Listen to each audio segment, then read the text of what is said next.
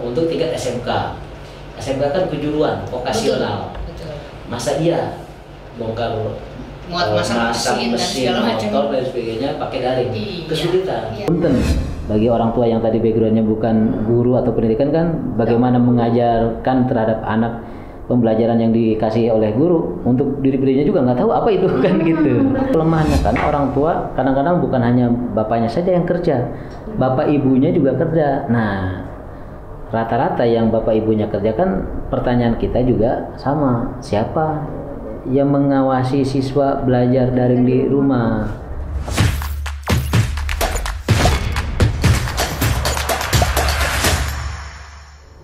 Kepala Kantor Cabang Dinas Pendidikan Lebak, Sirojudin Al-Barisi. Al-Barisi, ya. Oke, Bang. Welcome di Titik Sini Podcast Studio. Terima kasih nih atas undangannya nih, luar biasa. Nah, Bang, kita langsung aja nanya ya. Pembelajaran daring ini sulit nggak sih, Bang? Nyusahin untuk belajar nggak? Nah, untuk kebanyakan orang kemarin kesan yang pertama memang belajar daring itu sulit karena memang di luar kebiasaan khususnya di masa pandemi ini. Karena kemarin hampir mayoritas itu kan pelaksanaan daring.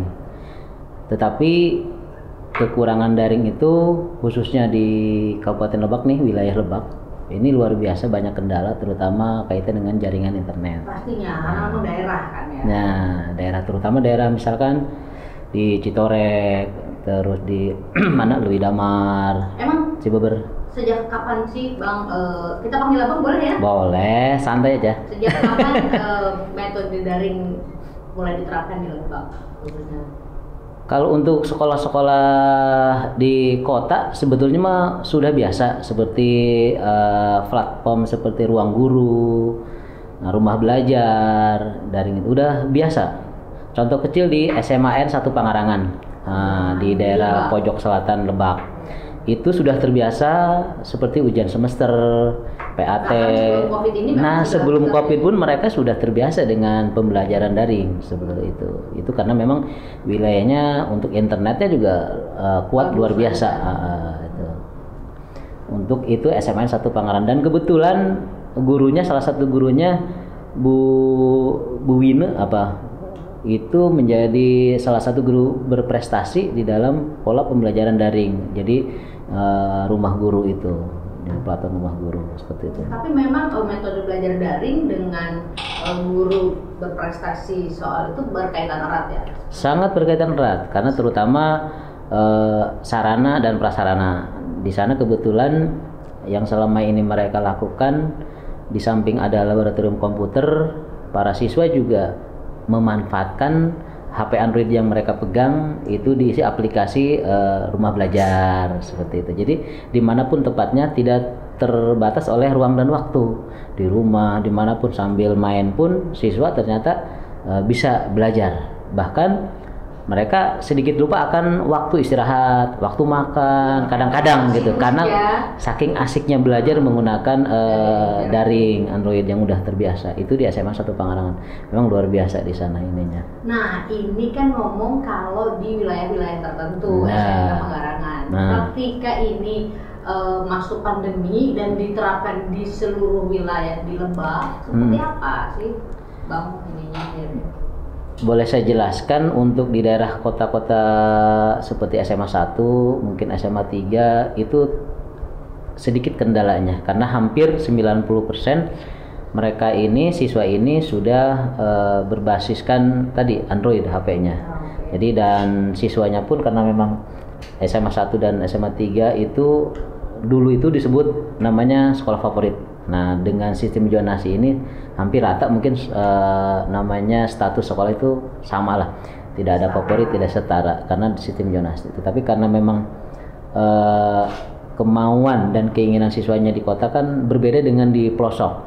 Nah, kalau di kota dengan daring itu nggak ada masalah. Cuman ketika memang di pelosok-pelosok yang saya sebutkan tadi, misalnya Citorek, Cibeber gitu tuh ya. Terus juga di mana Lui Damar itu terbatas.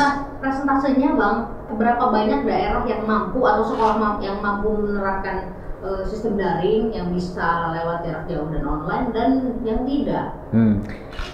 Untuk hampir mungkin 50% itu banyak yang melaksanakan daring.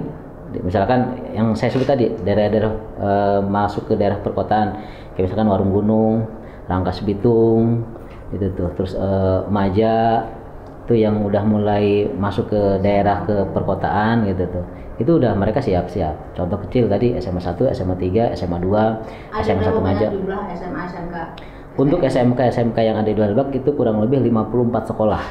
15 SMK negeri untuk 36 SMA negeri.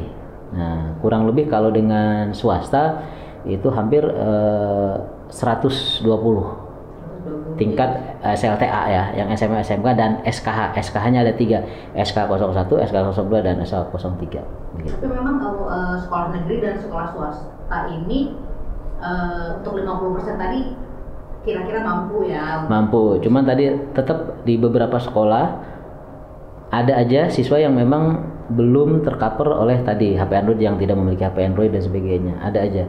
Tapi kebanyakan itu di daerah pelosok itu memang hampir 80% siswanya pertama memang tidak memiliki HP Android, yang kedua jaringan internetnya juga memang terkendala untuk daring.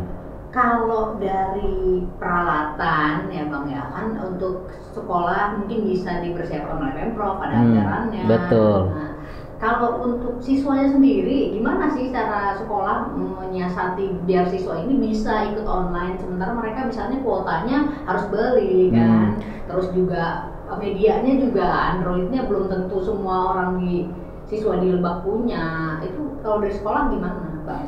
Pertama, untuk mengantisipasi seperti itu, daring kuota sudah kita kasih lewat bantuan pemerintah, itu dana BOS reguler. Semua siswa ya? Semua siswa itu kuota, termasuk guru juga dikasih kuota anggaran dari dana BOS. Nah, berapa jumlahnya kalau dari untuk siswa dan untuk guru? Kalau kemarin kita dari guru dulu nih, karena yang paling penting itu guru. Untuk gurunya? Untuk guru itu rata-rata ada yang 50, ada yang 100 per bulan, tergantung kapasitas yang digunakan. Kalau memang 100.000 nggak cukup, biasanya sekolah menambah untuk pembelian kuota tersebut.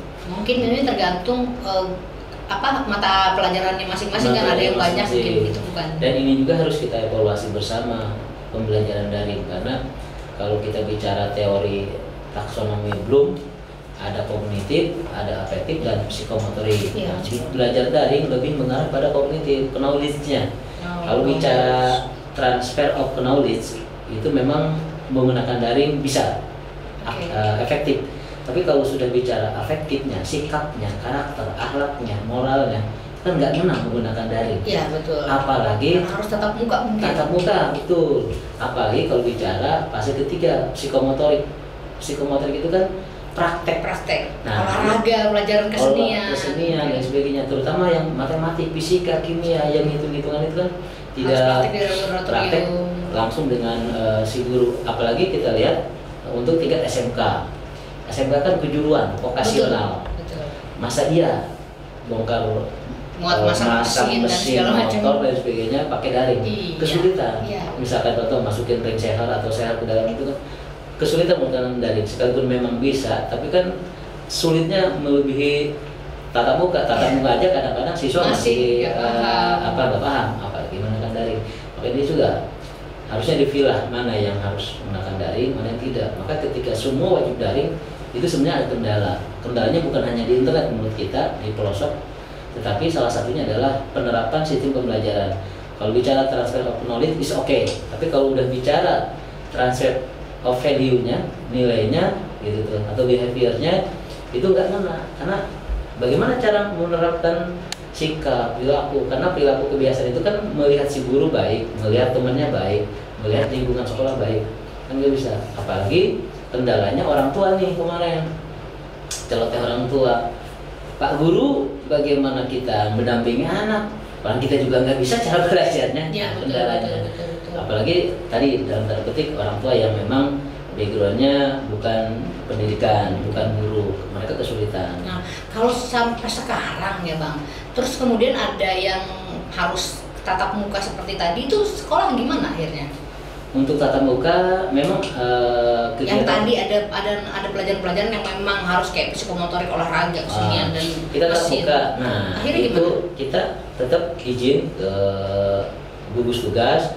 Salah satunya mungkin untuk di tingkat kecamatan kita koordinasi dengan polsek setempat, terus muspika lah arti kecamatan dan ramil. Bagaimana selama kita mengedepankan protokol kesehatan, misalkan salah satunya physical distancing, menjaga jarak antar satu siswa dengan yang lainnya, maka masker juga, hand sanitizer, cuci tangan dan sebagainya. Ditambah kita menggunakan istilah dalam pembelajaran tatap muka itu untuk di masa pandemi itu menggunakan shift. Misalkan shift pertama dari jam 9 sampai jam 12 itu shift pertama misalkan 50 orang. Nah, 50 orang itu pertemuannya bukan hanya di ruang kelas tapi di lapangan dengan jarak 1,5 meter. Ini semua sekolah di Lebak menerapkan hanya beberapa saja, tetapi hampir keseluruhan memang mungkin rata-rata SMK kali ya yang memang membutuhkan itu ya. Terutama SMK membutuh itu. Kita tetap menggunakan protokol kesehatan. Nah, kalau abang sendiri tahu nggak sih bang tepatnya berapa kira-kira jumlah siswa yang nggak punya kemampuan untuk media?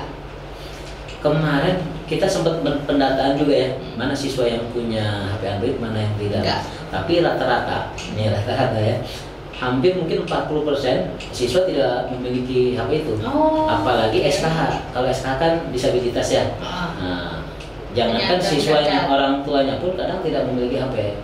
Nah, cara mengatasi salah satu tadi yang tidak memiliki Android, dia biasanya kita komunikasi dengan orang tuanya. Jadi sementara kemarin itu awal ada fase corona ini, siswa yang tidak memiliki HP Android bisa pinjam ke orang tuanya, atau maksimal 2 orang itu bisa dengan teman tetangganya, misalkan rumahnya berdekatan si A dengan si B si siswa, nah itu bisa gabung di situ ya, untuk mengisi misalkan tugas dari sekolah seperti itu. Nah, Bang, kalau tadi kan sudah soal kuota dan itunya ada jatah kan ya dari pemerintah. Nah, kalau soal siswanya sendiri yang nggak punya perangkat ini, kemudian sekolah gimana sih menyiasatinya? Menyiasatnya untuk yang proses pembelajaran yang tidak punya itu, si guru ditugaskan untuk berkunjung ke rumah siswa, gitu. Rumah siswa diberikan tugas terstruktur, misalkan 1-5 poin tugas apa. Tapi intinya prinsipnya kita jangan sampai memberatkan tugas siswa di rumah, gitu, di masa pandemi ini. Ada catatan nggak berapa banyak siswa yang nggak punya serba? Tadi kalau bicara persentase, kalau hitungan nominalnya poinnya berapa, saya kurang begitu pasti angkanya, tetapi rata-rata berdasarkan kemarin pendataan siapa siswa yang memiliki HP Android dan tidak, itu rata-rata tiap-tiap sekolah itu hampir 40-30% itu nggak punya. Gitu, nggak punya. Terutama sekolah disabilitas ya. Disabilitas mah kalau yang SKH itu hampir 90%, mungkin 99% tidak punya medianya gitu. Dan mereka pun sekalipun daring juga nggak bisa gitu. Kalau buat fasilitas belajarnya, provider di masa pandemi ini bagus nggak kondisinya? Nah, kadang-kadang bagus, betul. Kadang-kadang bagus, kadang-kadang jelek. Tergantung kondisinya tuh. Kalau di kota rata-rata sinyalnya itu sangat kuat sekali. Tapi untuk daerah-daerah pegunungan, daerah-daerah pelosok itu naik turun. Kadang hari ini ada, besoknya ngeblank. Kadang besoknya ada, besoknya lagi ngeblank, seperti itu. Kadang pagi bagus, nanti siang dikit turun itunya. Nah, seperti itu. Banyak sekali memang hal-hal yang kelemahan atau memang kekurangan pada pelaksanaan daring ini, terutama medianya, yang kedua jaringannya gitu tuh. Yang ketiga partisipasi orang tua juga yang backgroundnya tadi bukan mungkin di bidang pendidikan, mereka kadang-kadang masa bodoh gitu dengan siswanya gitu tuh. Apalagi mohon maaf di masa aktif itu orang tuanya kan kadang-kadang dua-duanya itu baik bapaknya maupun ibunya kerja. Nah, sedangkan siswanya tidak terkontrol. Ini kadang salah satu yang harus kita evaluasi dalam pembelajaran daring. Maka menurut saya harus ada juga tatap mukanya gitu, karena nggak bisa semuanya didaringkan begitu. Harus ada luringnya gitu di luar jaringan tatap muka tadi seperti itu. Nah, Bang, ini masalahnya kan saya bulan ini ada baca gitu ya, ada statement dari Menteri Pendidikan Nadiem Makarim bahwa pembelajaran daring akan dipermanenkan. Nah, kalau Lebak siap nggak sih sebenarnya? Saya untuk daring permanen tidak siap. Dan sebetulnya kemarin sudah ada press release-nya ya dari Kemendikbud bahwa bukan daring permanen dalam artian semua belajar menggunakan daring, tetapi ada yang namanya blended learning. Jadi campuran dari beberapa metode pembelajaran tadi, ada daring, ada luring gitu tuh. Yang biasanya diterapkan di sekolah-sekolah tertentu tadi, ini mau di seluruh wilayah Lebak gitu. Campuran saja, ada hybrid learning di situ juga. Campuran atau gabungan dari beberapa metode seperti maksud mungkin daring permanen itu kemarin itu platform yang sudah ada seperti ruang guru, rumah belajar, terus yang lain-lain itu kan sekarang banyak aplikasi yang mendorong untuk belajar online seperti itu. Kalau di perkotaan mungkin banyak manfaatnya. Nah, kalau di daerah sendiri sebenarnya manfaat dengan kesulitannya gimana? Kalau bicara madarat manfaat, lebih banyak madaratnya kalau daerah pelosok, karena tadi aksesnya, pemahaman belajar daringnya itu kesulitan. Seperti yang saya bilang tadi, jangankan daring, tatap muka langsung dengan gurunya saja kadang-kadang merubah sikap siswa, apalagi pola pembelajarannya itu kesulitan, apalagi menggunakan daring. Sekalipun bisa dipaksakan daring permanen tadi, harus banyak kerja keras dari seorang guru, bahkan mungkin dampingan dari orang tuanya. Gitu. Orang tuanya juga terlibat secara langsung dalam pendampingan pembelajaran daring di rumah. Gitu. Kesulitannya bahkan bukan cuma sama akses internet dan medianya aja, tapi ke siswanya sendiri. Kurikulumnya tercapai nggak sih, Bang? Target kurikulum. Kemarin hampir rata-rata target yang pembelajaran daring itu tidak tercapai, tidak maksimal, gitu. Tidak maksimal. Menentukan sekali. Maka Bupati kemarin juga, Bupati Iti Waktu Jabaya ada sebuah pernyataan bahwa dan mengajukan, saya baca di media itu untuk memohon kepada Kemendikbud untuk Lebak itu untuk daerah-daerah terpencil memohon untuk jangan sampai daring gitu, tapi tetap tatap muka begitu tuh, seperti itu. Karena memang betul tadi sulit terjangkau oleh internet gitu. Dan bahkan tadi salah satunya HP atau alat yang lainnya tidak mendukung, betul. Nah, kalau semenjak pandemi, mulai bulan apa di Lebak ada metode belajar dari semua siswa? Sejak pandemi. Pandemi ini. Sejak pandemi aja diberlakukan itu pelajaran daring hampir rata-rata di 10 sekolah. Mulai bulan Maret ya? Ya, sekitar pertama ada corona aja, ada corona minggu pertama kedua, nah ketiga sudah semua menggunakan daring gitu tuh.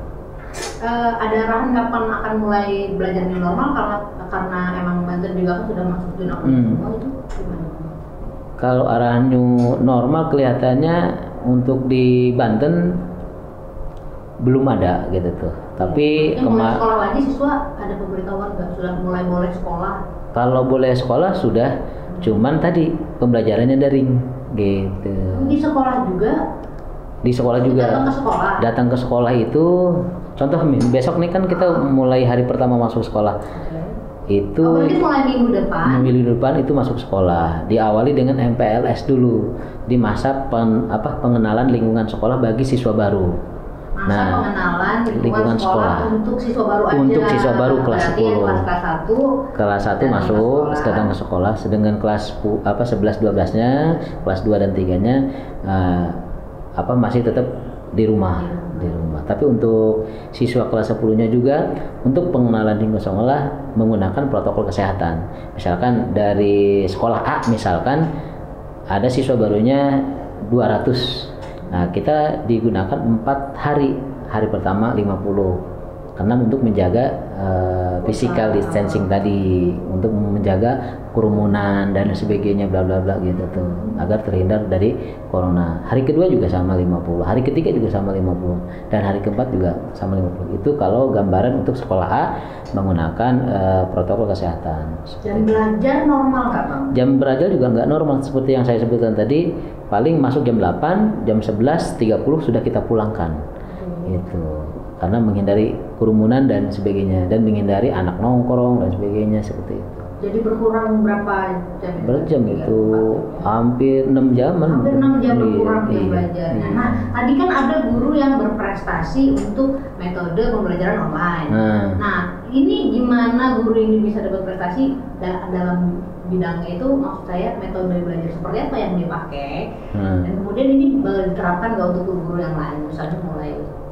Nah, sudah kemarin kayak membatik juga sudah diterapkan hampir di seluruh Indonesia mungkin, lebih spesifik lagi di Provinsi Banten, dan guru tersebut itu berprestasi dalam bentuk belajar daring, dalam artian dia mengikuti aplikasi rumah belajar. Nah, salah satu wakil Provinsi Banten yang mendapatkan itu ya SMAN 1 Pangarang tadi, dalam pengembangan dan aktivasi rumah belajar. Dan rata-rata di sekolah tersebut memang hampir mayoritas, mungkin 100% siswanya belajar menggunakan rumah belajar daring tadi, yaitu menggunakan Android seperti itu. Ini luar biasa memang. Dan memang mulai diterapkan ke guru-guru yang lainnya juga. Dan guru-guru juga diterapkan gitu. Sudah siap semua untuk guru-guru. Cuman tadi kelemahannya guru siap, kadang siswanya ini. Karena memang keterbatasan media yang tadi saya sebutkan. Misalkan HP tidak ada, internet juga tidak terjangkau, ada blank. Tapi pemerintah daerah khususnya untuk misalnya dari Banten, provinsi atau daerah support nggak untuk ini? Sangat support sekali. Pak Gubernur juga Pak Wakil Gubernur, Dinas Pendidikan sangat support sekali untuk pembelajaran daring ini, begitu tuh, seperti itu. Untuk supporternya seperti apa? Salah satunya pelaksanaan kegiatan daring ini diarahkan kepada seluruh sekolah yang misalkan dana BOS, tetap kedepankan pembelian tadi untuk kuota internet dan sebagainya di sana, seperti itu. Ada kerjasama sama provider yang bagus sinyalnya di sana, Pak? Kalau bicara provider kan sekarang mah udah banyak sekali ya yang kayak IndiHome atau apalah itu, menggunakan jaringan-jaringan yang sekarang sudah mulai masuk ke pelosok-pelosok seperti itu. Kalau di siswanya, maksud saya kan kalau misalkan guru-gurunya mungkin ada yang jatah kuota, gitu. Mungkin siswanya juga ada, tapi ada kerjasama konkret nggak sih antara pemerintah daerah dengan provider tertentu yang bagus? Karena memang kan Lebak ini tidak semuanya kontur daerahnya. Betul. Nah, kemarin salah satunya di Citorek yang sebelumnya tidak ada jaringan.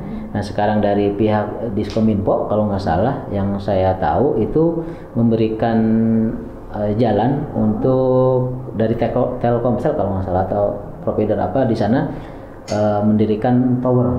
Nah, sekarang sudah mulai ada jaringan. Nggak apa-apa sebenarnya, sebut aja gitu kalau ada kerja sama provider. Iya, kalau nggak salah di situ waktu pendirian Masjid Rahmatan lil Alamin Negeri di Atas Awan. Nah, setelah itu kan karena tidak ada koneksi internet, Pak Gubernur, Wakil Gubernur dan Dinas Pendidikan yang lain untuk mengarah kepada pembelajaran dulu sebelum ada corona itu memang sudah ada kerjasama penguatan jaringan yang ada di Citorek, terutama di SMA 2 Cibeber.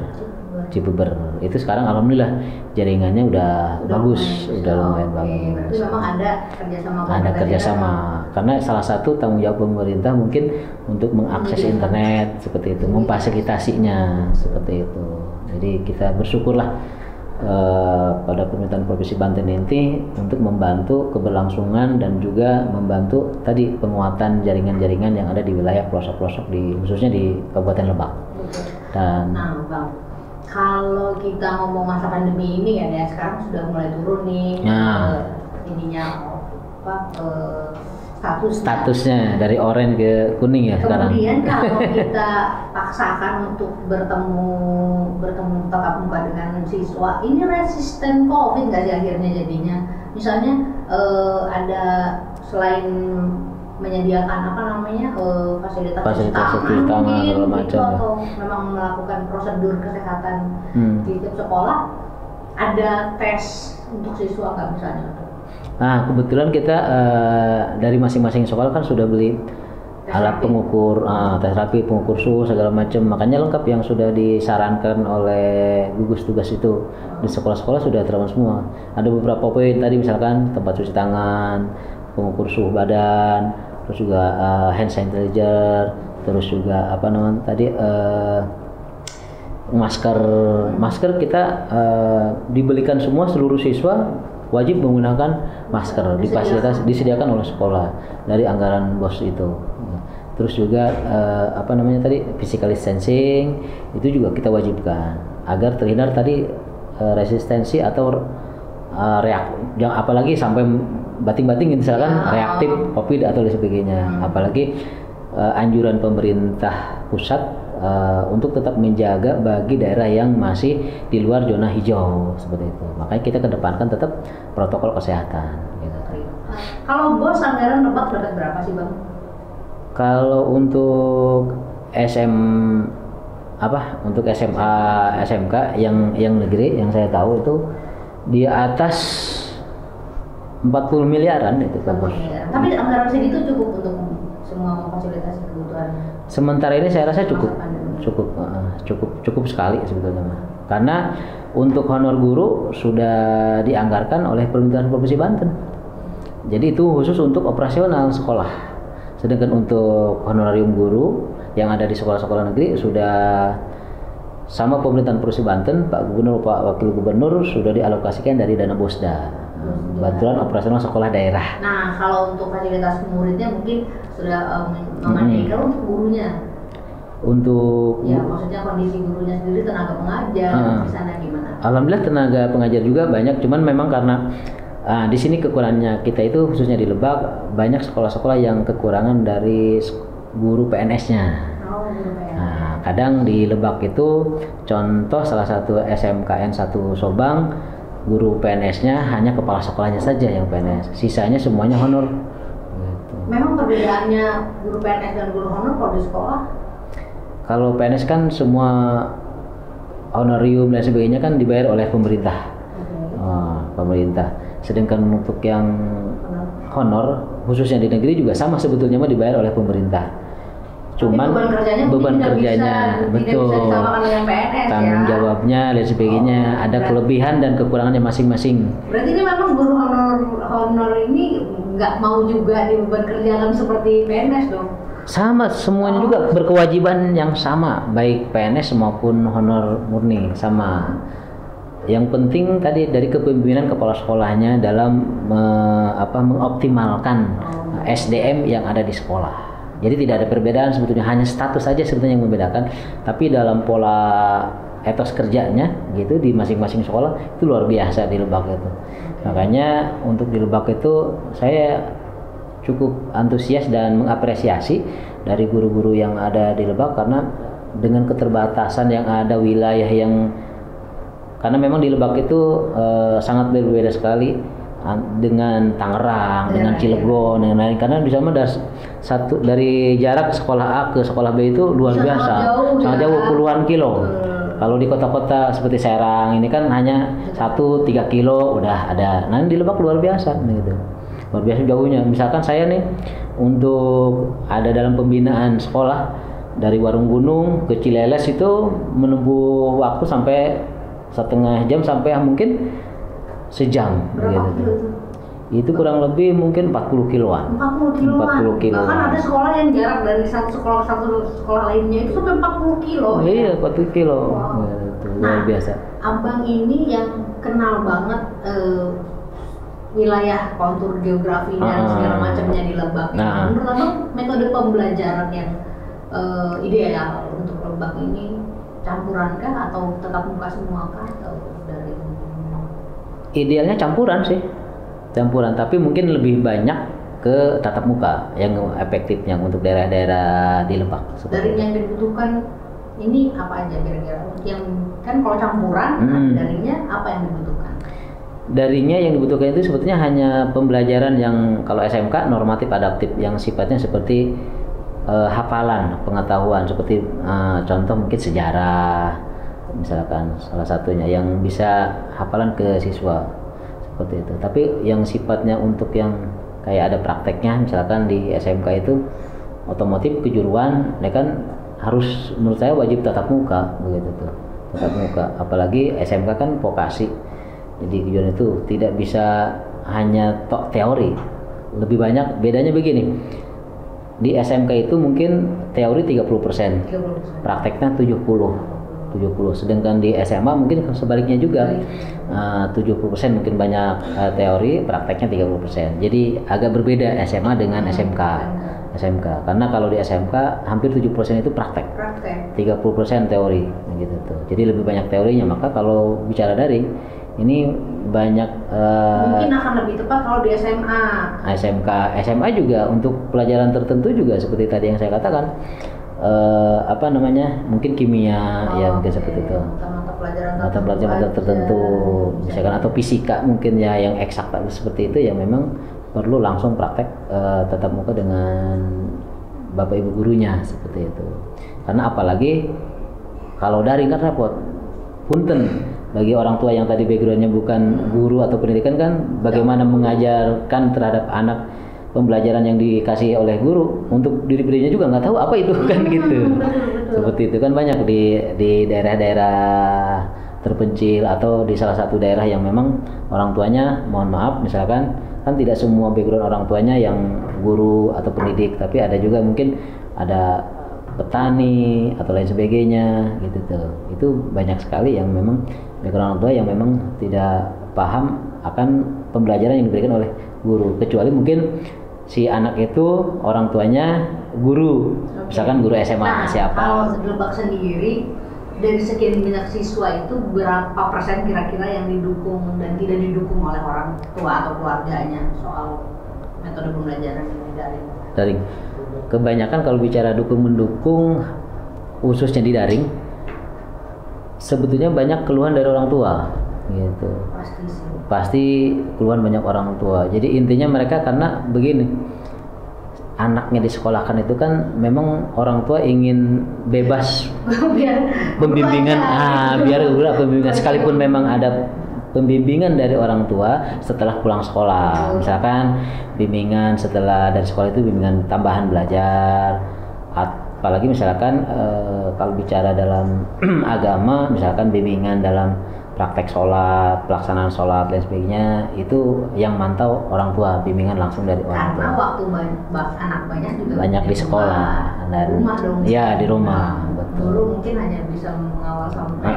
Nah sekarang banyak di rumah. Seperti tadi kelemahannya kan orang tua kadang-kadang bukan hanya bapaknya saja yang kerja, bapak ibunya juga kerja. Nah rata-rata yang bapak ibunya kerja kan pertanyaan kita juga sama, siapa yang mengawasi siswa belajar daring di rumah? Apakah ada yang menjamin bahwa si anak betul-betul belajar daring atau tidak? Iya. Yang kelihatan saja tatap muka banyak kita pantauan kita tidak terjangkau. Apalagi mungkin tadi salah satu kelemahan daring itu kita tidak bisa mengawasi secara langsung kelemahan. Yang diawasi langsung di sekolah aja tatap muka kadang kita tidak bisa memantau secara persentasenya kira-kira sebanyak apa sih siswa yang tidak didukung keluarganya? Hampir 60% lah pada ngeluh orang tua. 60% itu rata-rata orang tua pasti ngeluh gitu, pasti ngeluh gitu. Karena tadi prinsipnya mereka itu maksud di sekolahan anak itu biar ada bimbingan dari guru. Nah, kenapa kita sekarang suruh ngebimbing? Suruh ngajar, bagaimana saya ngajar? Saya juga nggak tahu. Kadang-kadang mohon maaf mungkin background orang tua juga ada yang mungkin lulus sampai S1, S2 atau S3, tapi ada juga mohon maaf misalkan hanya lulus tingkat pendidikannya ada yang tinggi, ada yang rendah seperti itu. Nah, kalau yang tinggi mungkin bisa dibantu siswa belajar di rumah. Kalau misalkan ada beberapa kasus misalkan kasuistik sekolah yang memang orang tuanya tidak mampu juga, mohon maaf banyak juga begitu. Dalam tanda petik mungkin tadi pembinaan dan pengawasan terhadap anaknya. Gitu. Mulai minggu depan kan akan mulai masuk tapi belajar untuk PPLS aja siswa-siswa yang baru masuk. Ini apa yang akan dilakukan oleh siswa baru ini di sekolahnya? Pertama mungkin yang dilakukan siswa baru, siswa datang ke sekolah itu ingin mengenal siapa gurunya, guru pelajaran IPS-nya misalkan contoh siapa, IPA-nya siapa, bahasa Indonesia siapa, dan si gurunya juga harus kenal dengan siswanya. Lucu juga kan kalau anak tanpa ada MPLS langsung daring, lah siapa ini yang ngajar? Nah kan gitu. Atau si siswa tidak tahu persis letak sekolahnya di mana, misalkan kelasnya ruangnya di mana, labnya di mana, taman sekolahnya sebelah mana, ruang kepala sekolahnya di mana, ruang gurunya di mana. Nah, masa pengenalan itu menurut saya wajib sekali gitu untuk mengenal lingkungan sekolah. Nah, kalau tidak tatap muka ke sekolah, siswa baru tadi bahasa lucu tadi tiba-tiba daring. Nah, ini siapa? Sekalipun memang awalnya ada perkenalan lewat daring, situ ada menggunakan video atau apa dan sebagainya. Sekarang banyak aplikasi, tapi menurut saya untuk langsung ke sekolah itu wajib. Untuk langsung daring sebelum mengenal. Harus mengenal dulu. Berapa banyak jam yang akan mereka habiskan di sekolah untuk masa MPL? Kalau kebetulan kemarin saya rapat juga dengan beberapa dan hampir seluruh kepala SMA di Lebak yang negeri khususnya, itu tadi berdasarkan shift gitu. Misalkan sekolah A 200 tadi, kalau untuk menghindari kerumunan dan sebagainya, satu hari 50 didampingi 50 berarti siswa. Kalau jamnya normal. Jamnya juga tidak normal. Misalkan tadi biasanya dari jam 7 sampai seperti masa daring ya. Maksudnya jam sekolahnya akan normal sesuai masa daring. Masa daring misalkan dari jam 8 sampai jam 11.30. Sebelum duhur kita sudah pulangkan gitu.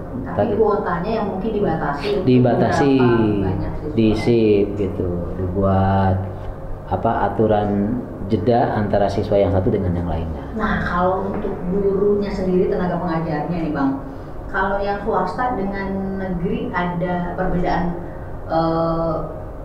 beban kerja atau strategi menghadapi masa daring ini enggak? Kalau strateginya hampir sama, rata-rata sama sih sekolah, karena aturan yang sama juga berdasarkan surat keputusan bersama 4 menteri gitu ya, itu semuanya bunyinya sama, jadi dan perlakuannya juga sama dengan baik negeri maupun swasta gitu. Tetap mengedepankan protokol kesehatan dan juga tetap si siswa baik negeri maupun swasta diwajibkan mematuhi aturan tadi yang zona merah, zona ini di luar zona hijau itu tetap daring kalau bicara di SK 4 menteri itu seperti itu. Kalau untuk kuota dan bantuan itu ada juga dapat swasta? Swasta juga dapat sama, karena bosnya juga sama dan langsung dicairkan dari pusat ke sekolah. Tapi mungkin bebannya mungkin nggak sama ya, maksudnya untuk bantuan itu. Nah, kalau bicara beban, memang penggunaan dana BOS itu tidak sama antara negeri dan swasta gitu, tidak sama. Karena kalau di swasta mungkin hampir rata-rata lebih daripada 50% itu untuk honor. Karena kan untuk honor di swasta, guru-guru swasta kan hampir rata-rata nih mengandalkan dana BOS reguler. Tapi kan kalau di Lebak sendiri memang lebih banyak swastanya daripada. Hampir seimbang di Lebak itu, seimbang gitu. Tapi kalau di Lebak hampir untuk SMA lebih banyak negerinya ketimbang swastanya. Tadi 120 swasta? Bukan, gabungan itu, 120 gabungan. Tadi kalau untuk negeri saja dari SMA, SMK dan SK 54 sekolah. Gitu. Yang yang 60 lebihnya itu dari swasta. Kebanyakan yang paling banyak itu SMK. SMK swasta ya. Yang paling banyak SMK swastanya.